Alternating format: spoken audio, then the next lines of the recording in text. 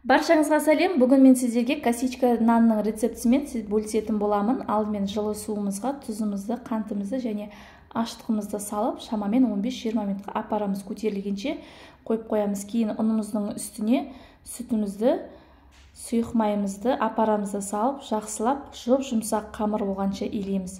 Шамамен 1-1,5 сағатқа көтерілгенше ысырып қоямыз. Енді қамырымызды 2-ге бөліп, әр қамырымызды осылай 3-ке бөлеміз. Бірінші осылай шаш өргенде қылып, осылай өріп шығамыз.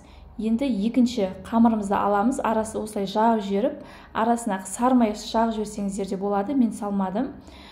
Таза қолданылмаған лезвиямен бетін тіліп жіберіп, көтерілгенше шамамен 15-20 минутқа қойып, бетін жұмыртқаның сарысымен жағып, қызып тұрған 180 градус пешке 20-25 минутта пісіріп аласыздар. Қараңыздар, арасы толықтай піседі, өте жұмсақ.